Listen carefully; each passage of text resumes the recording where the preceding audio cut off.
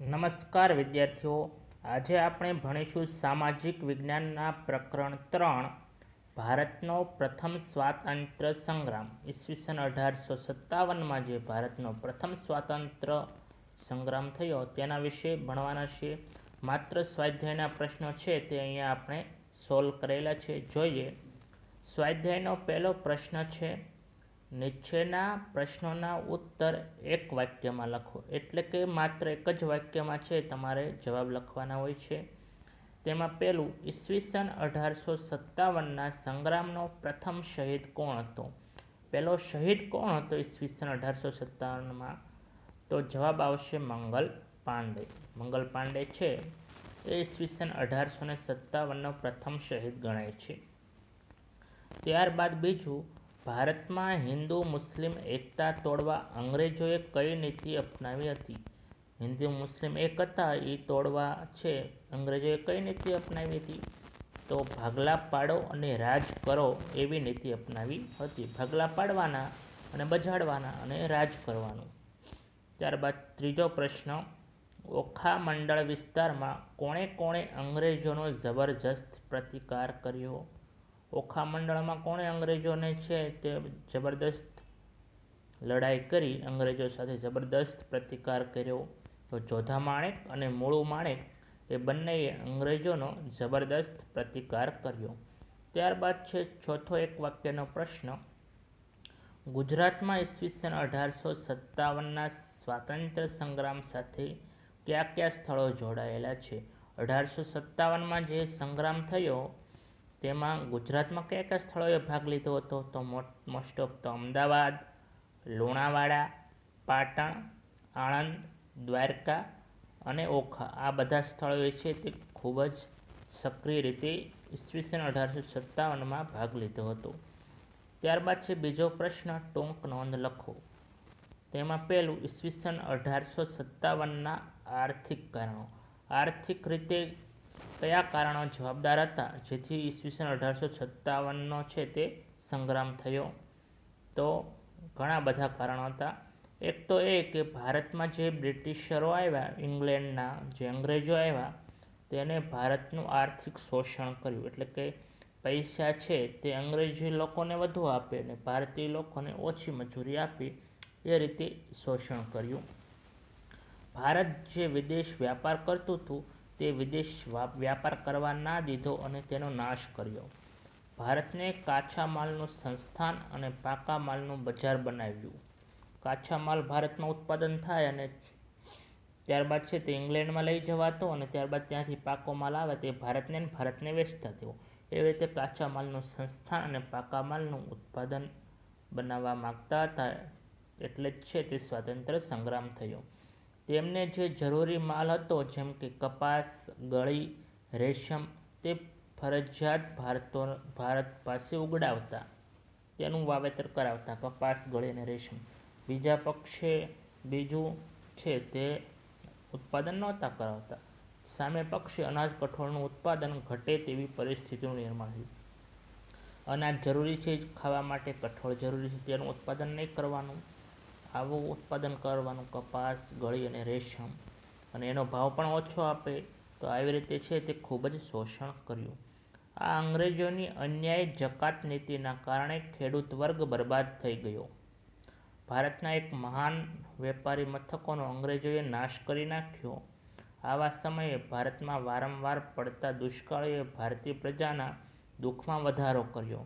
આમ પૈસાની અછત, અનાજની અછત, આમ ખૂબ જ છે પૈસા અનાજની અછત થઈ અને ભારતીયો દુષ્કાળમાં ઘણા બધા ભારતીયો હોમાઈ ગયા. ભારતના ઉદ્યોગો, ગ્રામ ઉદ્યોગો, હસ્તકળા, કારીગરી બધું જ નાશ પામ્યું. આમ પરિણામ એમ આવ્યું કે છે તે અંગ્રેજો સામે લડત કરવી પડી અને 1857નો સંગ્રામ થયો. ફરી વખત ટૂંકમાં જોઈ લઈએ આર્થિક કારણો. તો આર્થિક રીતે છે તે ભારતનું ભયંકર શોષણ કર્યું. પહેલાં તો વિદેશી વેપાર છે, ભારત જે બીજા દેશમાં વેપાર કરતું તેનો અંગ્રેજોએ નાશ કરી નાખ્યો અને ભારતને કાચા માલનું બજાર બનાવ્યું અને કાચા માલનું સંસ્થાન, એટલે કાચો માલ ભારત ઉત્પાદન કરે અને પાકો માલ તે બનાવી અને ભારતમાં વેચે તેવું ભારત છે બજાર બનાવ્યું પાકા માલનું. તેમને જે જરૂરી માલ હતો જેમ કે કપાસ, ગળી, રેશમ એ ફરજિયાત ભારતીયો ઉત્પાદન કરે તેવી નીતિ અપનાવી. આટલી વસ્તુનું ભારતને ફરજિયાત ઉત્પાદન કરવાનું જ. સામે પક્ષે અનાજ અને કઠોળનું ઉત્પાદન ઘટી ગયું. અંગ્રેજોની આવી અન્યાયી જકાત નીતિના કારણે ખેડૂત છે તે બરબાદ થઈ ગયા. ભારતને એક મહાન વેપારી મથકનો અહીંયા અંગ્રેજોએ નાશ કરી નાખ્યો. આવા સમયે ભારતમાં વારંવાર પડતા દુષ્કાળોએ ભારતની પ્રજાના દુઃખમાં વધારો કર્યો. અનાજની અછત થઈ, પૈસાની અછત, એમ ભારતીયો દુષ્કાળમાં હોમાઈ ગયા. ભારતના ઉદ્યોગો, ગૃહ ઉદ્યોગો, ગ્રામ ઉદ્યોગો, હસ્તકળા એ બધું જ છે અંગ્રેજોએ નાશ કરી દીધું. તેથી ઈસવીસન 1857માં છે આ બધુંના કારણે સંગ્રામ થયો. ત્યારબાદ જોઈએ બીજો પ્રશ્ન, બીજી ટૂંક નોંધ. ઈસવીસન 1857 સંગ્રામની નિષ્ફળતાના કારણો. નિષ્ફળ કેમ ગયો એટલે કે જે ભારતના રાજાઓ છે જીતી કેમ ના શક્યા? તો ઘણા બધા કારણો છે, જોઈએ. એક તો પહેલું છે કેન્દ્રીય નેતાગીરીનો અભાવ. યાદ રાખજો મુદ્દા સ્વરૂપે. પહેલું એવું કારણ હતું કેન્દ્રીય નેતાગીરીનો અભાવ. કેન્દ્રમાં એક વ્યક્તિ હોવો જોઈએ જે બધાનું સંચાલન કરી શકે. મેન વ્યક્તિ હોવો જોઈએ, જે નેતા કોઈ હતું નહીં. ઈસવીસન 1857ના સંગ્રામમાં ઘણા બધા નેતાઓ હતા, જેથી મોટી અવ્યવસ્થા ઊભી થઈ. કેન્દ્રીય નેતૃત્વ નહોતું, છૂટક નેતાઓ હતા. જુદી જુદી જગ્યાએ જુદા જુદા નેતાઓ હતા. એટલે કેન્દ્રીય નેતાગીરીનો અભાવ તેનું નિષ્ફળતાનું મુખ્ય કારણ હતું. ત્યારબાદ છે બીજું છે અંગ્રેજોની લશ્કરી તાકાત. અંગ્રેજોની લશ્કરી તાકાત છે પણ તે પણ 1857નો સંગ્રામ આપણા પક્ષમાં ન રહ્યો, અંગ્રેજોના પક્ષમાં રહ્યો. તેનું કારણ છે અંગ્રેજોની લશ્કરી તાકાત. કેવી હતી? તો સૈનિકો તેની પાસે ખૂબ જ હતા. અંગ્રેજો પાસે આધુનિક શસ્ત્રો હતા. કેવા શસ્ત્રો હતા? આધુનિક શસ્ત્રો હતા, જે ભારત પાસે નહોતા. આ ઉપરાંત તેને સૈનિકો પહોંચાડવા માટે રેલવે અને તાર વ્યવસ્થા પણ જ હતા. શક્તિશાળી સેનાપતિઓ હતા અને તેમને શક્તિશાળી જે સેનાપતિઓ હતા તેમને સંગ્રામને ઝડપથી દબાવી દીધો. તેમની પાસે દરિયાઈ તાકાત હતી, નૌકાઓ, જેથી ઇંગ્લેન્ડથી નૌકાદળ છે ઝડપથી છે સૈનિકો લાવી શકે.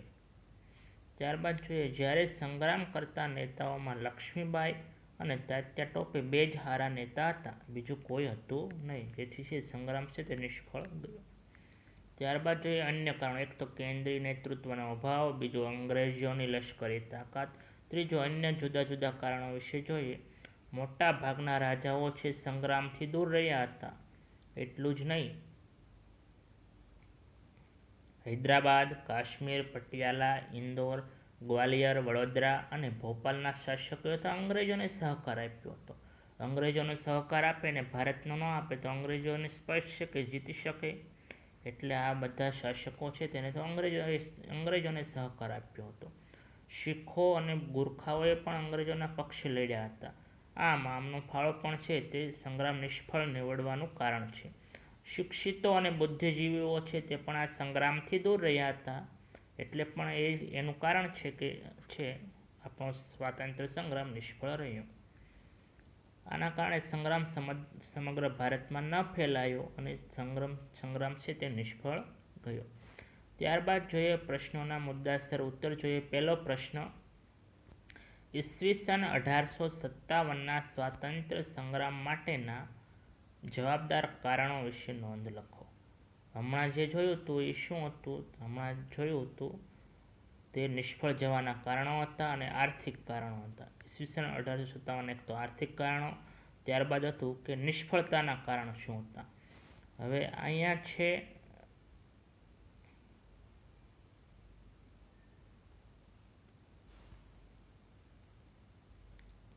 સ્વાતંત્ર્ય સંગ્રામ થયો એના પૂર્વ કારણો શું હતા, શેના કારણે છે તે સ્વાતંત્ર્ય સંગ્રામ થયો. તો પહેલું જોઈએ રાજકીય કારણ. આર્થિક કારણ છે તે પણ આમાં આવશે જ, પરંતુ પહેલાં રાજકીય કારણ જોઈએ. તેઓ પોતાના રાજ્યનો વિસ્તાર કરતા. કોણ? અંગ્રેજો ભારત પર કબજો જમાવતા હતા, જેના કારણે ભારતમાં અસંતોષ ઉદ્ભવ્યો અને છે એનું કારણ શું બન્યું કે 1857નો સંગ્રામ થયો. વહીવટી કારણ શું હતું? તો વહીવટી કારણ એવો હતો કે કંપની છે ઈસ્ટ ઇન્ડિયા કંપની, તે ભારતીય કામદારોને છે કામ ઉપર રાખતી, અને અંગ્રેજો અને ભારતીયો છે એનો પગારમાં તફાવત હતો. તફાવત એટલે ઘણો બધો તફાવત. ભારતીયોને ઓછા રૂપિયા મળે, અંગ્રેજોને વધુ રૂપિયા મળે, અને ખેડૂતો પાસેથી મહેસૂલ પણ ઉઘરાવાતું હતું. આ હતું વહીવટી કારણ. ત્યારબાદ જોઈએ, આ વચ્ચે પ્રિન્ટ મિસ્ટેક છે. ત્યારબાદ વહીવટી કારણ બસ અહીંયા થાય છે પૂરું. ત્યારબાદ ત્રીજો પ્રશ્ન જોઈએ.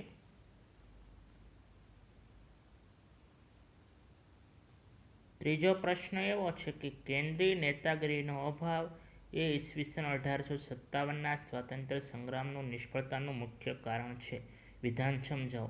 તેમાં આગળ જે પ્રશ્ન છે તે જ પ્રશ્ન છે તે આમાં લખવાનો છે, જે અહીંયા આપ્યું હતું.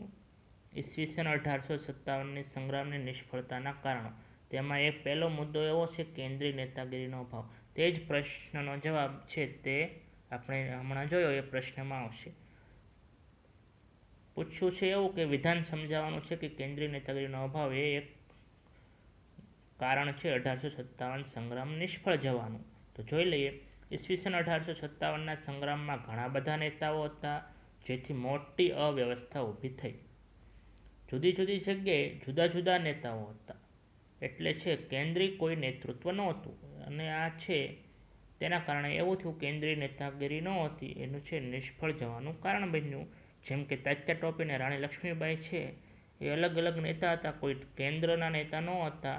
એવું સ્પષ્ટ ચોખ્ખું કેન્દ્રીય નેતૃત્વ ન હોવાના કારણે છે તે આ નિષ્ફળ ગયો તેવું છે આ પ્રશ્નમાં તમારે લખવાનું છે. બરાબર. બીજા પ્રશ્નમાં. ત્યારબાદ ત્રીજો પ્રશ્ન. ઈસવીસન 1857ના સ્વાતંત્ર્ય સંગ્રામના સ્વરૂપ વિશે નોંધ લખો. તો સ્વરૂપ વિશે જોઈએ આપણે, તો ઇતિહાસકારો એવું માને છે, ઇતિહાસકારો અને વિદ્વાનો અલગ અલગ ઇતિહાસકારો અને વિદ્વાનો અલગ અલગ છે સ્વરૂપ સમજાવે છે. અંગ્રેજો શું કહે છે? અંગ્રેજો તો તેને વિદ્રોહ કહે છે. સૈનિકોએ વિદ્રોહ કર્યો, કેમ કે અંગ્રેજો તો તેમ જ કહેવાના, કારણ કે એને આપણા ઉપર રાજ કરવાનું હતું. ભારતીયો પણ એમ કહે છે, કેટલાક ભારતીયો જનવિદ્રોહ કહે છે. ત્યારબાદ છે ઇંગ્લેન્ડના રાજપુરુષ, તેને શું કહે છે? તેને રાજકીય અને ધાર્મિક બળવો કહે છે. યાદ રાખવાનું છે આ. અંગ્રેજો તેને વિદ્રોહ કહે છે, કેટલાક ભારતીયો જનવિદ્રોહ કહે છે. ઇંગ્લેન્ડના રાજપુરુષ છે તે તેને ધાર્મિક અને રાજકીય બળવો કહે છે. વિનાયક દામોદર સાવરકર શું કહે છે? વિનાયક દામોદર સાવરકર તેને આ કહે છે. ભારતનો પ્રથમ સ્વાતંત્ર્ય સંગ્રામ, જે આપણા પ્રકરણનું નામ છે, વિનાયક દામોદર સાવરકર છે તે ઈસવીસન 1857ના સંગ્રામને શું કહે છે? ભારતનો પ્રથમ સ્વતંત્રતા માટેનો સંગ્રામ કહે છે. ડૉક્ટર સેન તેને શું કહે છે? તે પણ એ જ કહે છે, સ્વતંત્રતા સંગ્રામ. સિપાહીઓના બળવા કરતાં તેનું સ્વરૂપ વ્યાપક અને પ્રભાવી હતું તે ચોક્કસ છે. સિપાહીઓનો બળવો થોડોક અલગ હોય, પરંતુ આ સંગ્રામ જે થયો તેનું સ્વરૂપ વધારે હતું. તેમાં રાજાઓ, જાગીરદારો, ખેડૂતો, આદિવાસીઓ બધાએ બતાવેલી વીરતા જોતા ભારતના ભાવિ રાષ્ટ્રીય આંદોલનો માટેનો મહાન પ્રેરણા સ્ત્રોત હતો તેમ કહી શકાય. હવે ભારતમાં ભાવિ છે રાષ્ટ્રીય આંદોલનો થશે, તેનો પ્રેરણા સ્ત્રોત કોણ હતો? તો આપણો પ્રથમ સ્વાતંત્ર્ય સંગ્રામ ઈસવીસન 1857. ત્યારબાદ જોઈએ ત્રીજા પ્રશ્ન વિકલ્પોવાળા. પહેલો વિકલ્પ છે ઈસવીસન 1857ના સંગ્રામના મુખ્ય સ્થળોમાં નીચેનામાંથી કયા સ્થળનો સમાવેશ થતો નથી? તો દિલ્હી, ઝાંસી, ચંદીગઢ, સતારા. 4 સ્થળો આપ્યા છે, તેમાં ચંદીગઢ છે તેનો સમાવેશ થતો નથી. ત્યારબાદ છે ખાલસા નીતિથી અનેક રાજ્યોને બ્રિટિશ સામ્રાજ્યમાં ભેળવી દેનાર કોણ હતું? ખાલસા નીતિ કોણે કરી હતી? તો ખાલસા નીતિ છે તે લોર્ડ વેલેસ્લી. વેલેસ્લી છે ગવર્નર જનરલ, તેને ખાલસા નીતિ દ્વારા ભારતના રાજ્યોને છે તે બ્રિટિશ સામ્રાજ્યમાં ભેળવી દીધા હતા. ત્યારબાદ જોઈએ ત્રીજો પ્રશ્ન. એનફિલ્ડ રાઇફલ કારતૂસ પર કયા બે પ્રાણીઓની ચરબી લગાડી હોવાની સૈનિકોને શંકા હતી? તો ગાય અને ડુક્કર છે તેની ચરબી છે તે આ રાઇફલ પર લગાડેલી હોવાની સૈનિકોને શંકા હતી. તો અહીંયા છે આપણા પ્રકરણનું સ્વાધ્યાય પૂરું થાય છે. આપણે આવતા વિડીયોમાં ચોથા પ્રકરણના સ્વાધ્યાય વિશે જોઈશું.